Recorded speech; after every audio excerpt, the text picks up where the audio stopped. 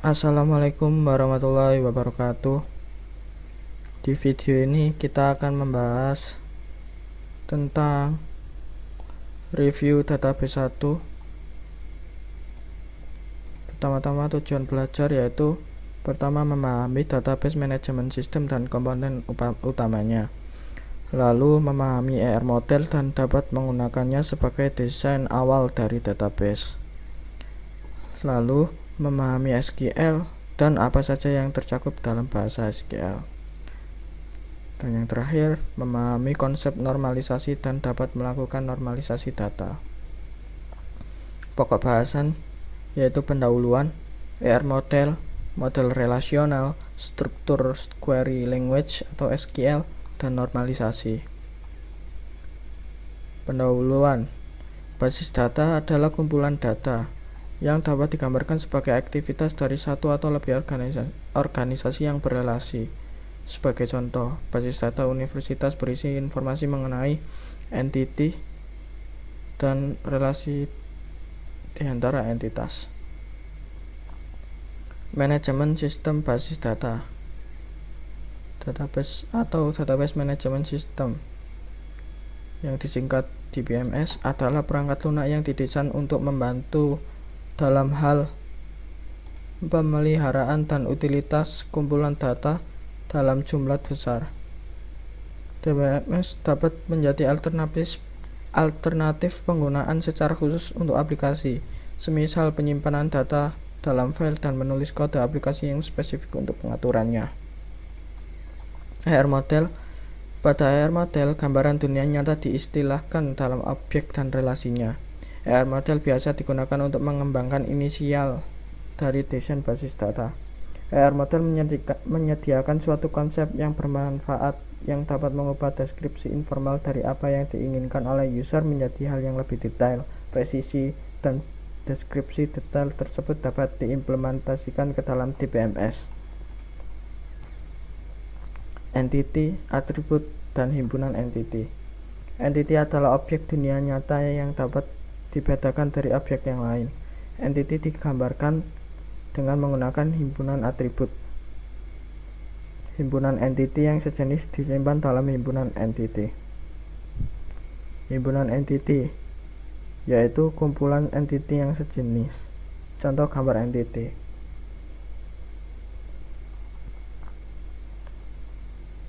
Yaitu berikut employees. Relasi dan himpunan relasi. Relasi adalah asosiasi di antara dua atau lebih entity. Contoh relasi antara entity yaitu berikut works in.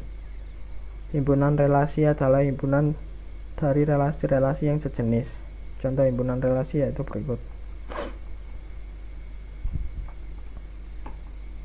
Fitur tambahan untuk ER model. Pertama, entity lemah. Entity lemah dapat diidentifikasi secara unik jika terdapat peran kunci utama primary key yang berasal dari atau dimiliki oleh entity yang lain, ownernya. Himpunan entity owner dan entity lemah harus berpartisipasi dalam himpunan relasi one to many. Contoh entity weak itu berikut. Dependence. Agregasi digunakan pada saat kita perlu memodelkan apa saja yang terlibat dalam suatu himpunan relasi. Agregasi membolehkan kita untuk memperlakukan suatu himpunan relasi sebagai himpunan entity untuk tujuan partisipasi dalam relasi yang lain. Model relasional. Basis data relasional adalah himpunan relasi. Suatu relasi adalah himpunan kolom atau tuple. Sedangkan relasi itu sendiri terdiri dari dua bagian, yaitu pertama instance, yaitu tabel dengan baris dan kolom. Baris merupakan kardinalitas, kolom yaitu degree atau arity. Skema menentukan nama relasi plus nama dan tipe kolom. Contoh relasi misal students, SID string, nama, name yaitu string, login string, age integer, GPA real. Batasan integritas. Kondisi yang harus bernilai benar untuk suatu instance dalam basis data. Misal, batasan domain. Instance dari relasi disebut legal jika bisa memenuhi semua batasan integritas yang telah dispesifikasi. Batasan integritas juga digunakan untuk menghindari kesalahan dari entry data. Pertama, batasan kunci primer atau primary key constraint. Tidak ada dua tuple yang distinct yang mempunyai nilai yang sama untuk semua key fields, dan key tersebut tidak memiliki subset. Foreign key adalah himpunan fields dalam suatu relasi yang digunakan untuk melakukan referensi ke tuple pada relasi yang lain.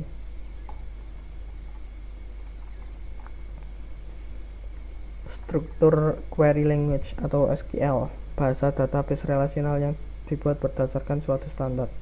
Bentuk dasar dari SQL adalah sebagai berikut: select distinct, select list, apa aja yang mau diambil, lalu from, tabel mana, where, qualification-nya. Setiap query dalam SQL harus memiliki klausa select yang menentukan kolom yang akan ditampilkan pada hasil, dan klausa from yang menentukan cross protectable. Klausa optional where menentukan syarat-syarat seleksi pada tabel yang ditunjukkan oleh from.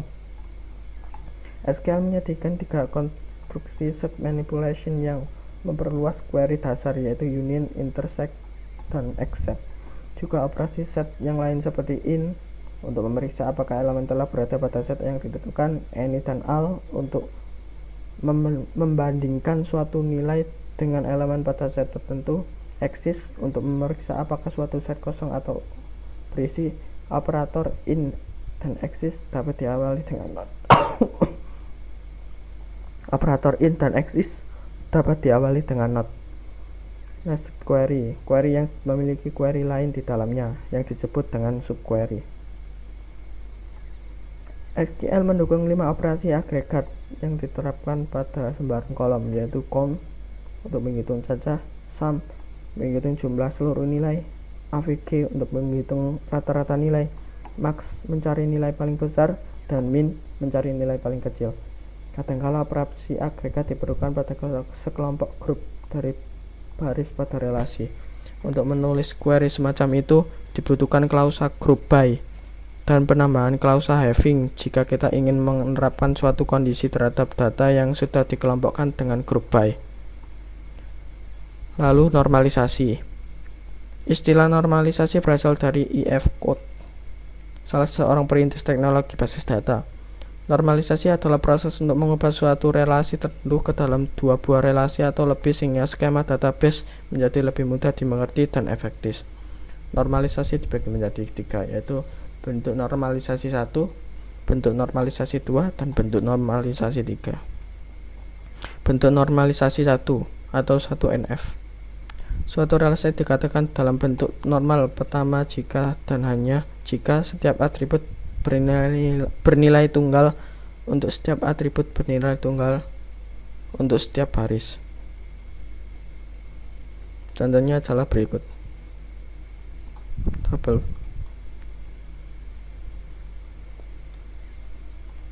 Lalu bentuk normalisasi 2 yaitu suatu relasi digantikan dalam bentuk normal kedua jika berada dalam normal pertama dan setiap atribut bukan kunci memiliki ketergantungan sepenuhnya terhadap kunci primer. Contohnya berikut.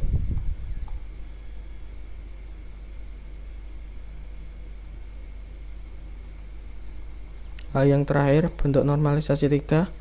Suatu relasi dikatakan dalam bentuk normal ketiga jika berada dalam normal kedua dan setiap atribut bukan kunci tidak memiliki ketergantungan transitif terhadap kunci primer.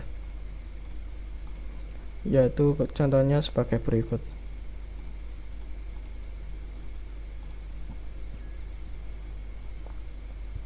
Sekian video ini.